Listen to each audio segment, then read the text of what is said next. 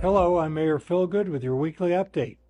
Stage 1 fire restrictions have been put into place by the City of Prescott, Central Arizona Fire and Medical Authority, also known as CAFMA, Yavapai County, and the Prescott National Forest. Stage 1 fire restrictions include no residential burn permits to be issued, use of model rockets is prohibited, use of fireworks and other pyrotechnic displays are prohibited except upon approval of a pyrotechnics permit. No smoking outside of vehicles, residential yards, or designated smoking areas, and no outdoor use of firearms. Cooking, warming, or campfires that are ash or ember producing are allowed only at approved single and multi-family residential properties and local parks, but must be attended at all times. These restrictions will remain in effect until weather conditions improve throughout the area, justifying their safe removal. Please have a safe summer and visit the Prescott Fire Department website for further information.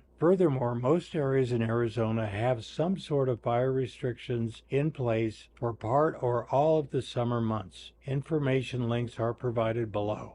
The City of Prescott is in the process of treating Watson and Goldwater lakes to improve water quality and reduce algae and aquatic weed growth. This treatment is safe for drinking water, aquatic life, and recreational users and will not restrict use of these lakes. Now that election season is underway, we want to remind you of political sign restrictions. Political signs may not be placed in the city right-of-way or in sign-free zones. Citizens, staff, and elected officials are prohibited from wearing any election-related promotional or campaign materials on or in any city-owned property, including council chambers. Vehicles with city election-related bumper stickers or car magnets should not be parked in the City Hall parking lot. In addition, according to Arizona state law, it is a Class 2 misdemeanor to knowingly remove, alter, deface, or cover any political sign, including signs for candidates, ballot measures, ballot questions, or ballot issues. Class 2 misdemeanors are punishable by up to 4 months in jail and a $750 fine. If you see signs you believe are improperly placed in the right-of-way, please do not remove them yourself, but contact the Neighborhood Services Division at 928-777-1401, extension 4999.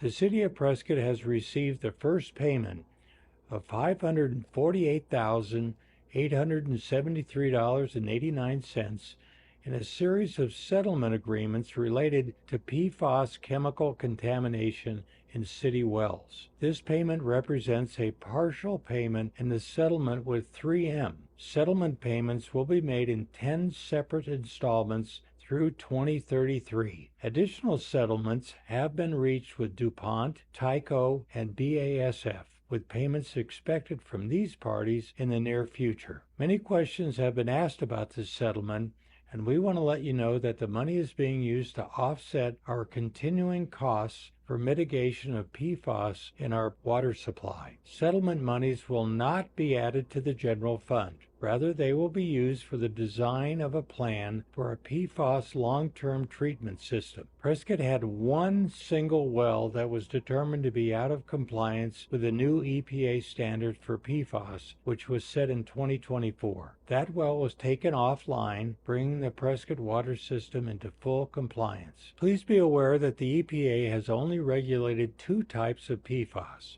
and extended the compliance date to 2031. Although the City of Prescott is not required to meet these new standards until 2031, we have removed the single well that was not in compliance from our current water system out of an abundance of caution. In other words, we are not ignoring the issue. We are taking a proactive and cost-effective long-term approach to ensure the safest drinking water possible for our customers. The City of Prescott is bringing back its ambassador program, and we're looking for friendly, service-minded volunteers to help visitors navigate the new City Hall. Ambassadors assist guests by directing them to the appropriate departments, answering basic questions about city services, and helping to create a welcoming atmosphere. Shifts will be weekly or bi-weekly in 3-hour blocks. Hours are Monday through Friday, 8 a.m. to 5 p.m. A background check and brief interview is required. Please consider joining this renewed community-focused program to help people familiarize themselves with the new City Hall. I want to remind you that the fiscal year 2026 City Manager proposed budget is now available for public review. The budget can be accessed on the new OpenGov platform, which offers a user-friendly interface that navigates like a web page. During the voting meeting last week, I am pleased to state that Council approved a 2-year sponsorship and event agreement with Epic Rides for the Whiskey Off-Road event. The cost of the sponsorship will be $70,000 each year, plus the in-kind delivery of the venue, traffic control, security, sanitation, waived permit fees, and a city liaison. The value of the in-kind services is estimated to be at least $40,000 annually. The agreement also includes a provision where the city and Epic Rides will share the cost of an economic impact analysis that could provide a baseline for future negotiations. I'm pleased that we have come to an agreement with Epic Rides to continue this premier event in Prescott. There will be a special council meeting tomorrow, June 3rd at 11:30 a.m. in City Council chambers to hear a presentation and discuss the updated City of Prescott 2025 general plan. This meeting is open to the public.